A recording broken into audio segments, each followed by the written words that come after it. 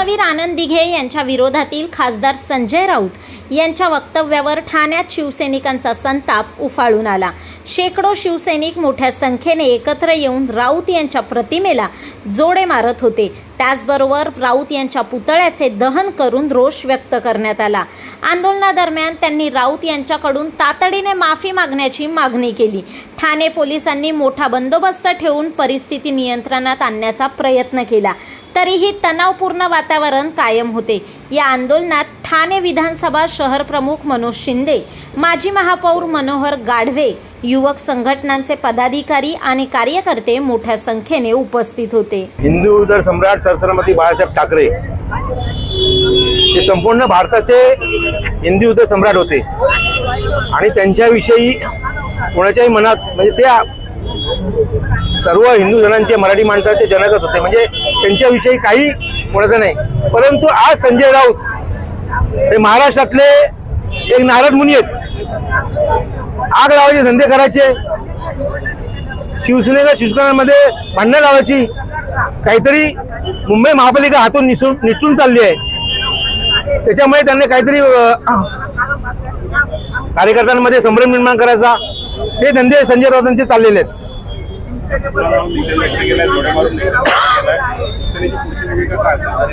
संजय राऊतांच्या बद्दल काय सांगायचं? संजय राऊत नेहमी काहीतरी निगेटिव्ह पसरवत असतात। दिघे साहेबांच्या बद्दल गेले दिघे साहेब जाऊन आज 25 वर्ष 2001 साली दिघे साहेब गेले, त्यावेळी मातोश्रीला दिघे साहेबांबद्दल पोटशूळ होतं आणि आज पण दिघे साहेबांबद्दल त्यांना पोटशूळ आहे। हे त्यांच्या वक्त्यावरून दिसतच आहे ना। का त्यांना आता हे आठवायला पाहिजे? आज दिघे साहेब जाऊन 25 वर्ष झाली तरी पण तुम्हाला त्यांच्याविषयी पोटशूळ आहे।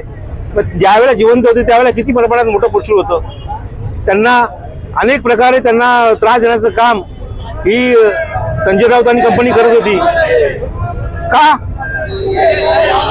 दिघे साहेबांचं काम एवढं मोठं होतं, कार्य एवढं मोठं होतं की प्रत्येकाच्या घराघरामध्ये मनामनामध्ये दिघे साहेब आहेत आणि शिंदे साहेब त्यांच्या पावलावर पाऊल ठेवून काम करतायत।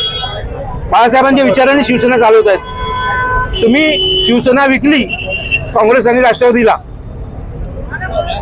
तिथे अपयश आलं, पण आता काहीतरी करायचं, काहीतरी पुढे सोडायच्या आणि लोकांना संभ्रम निर्माण करायचा, हे संजय राऊतांचं काम आहे।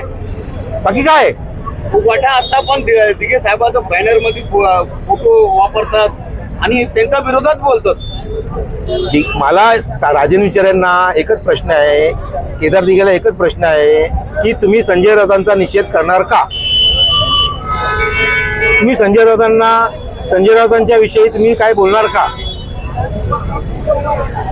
राजन विचार यांनी स्वतः दिघे साहेबांचे शिष्य समजतात स्वतःला, मग राजन विचारे त्यांच्याबद्दल संजय राऊतांच्या बद्दल त्यांचा निषेध व्यक्त करणार का ते? दिघे साहेबांचा मुद्द्यावरून राजकारण तुम्ही करू नका।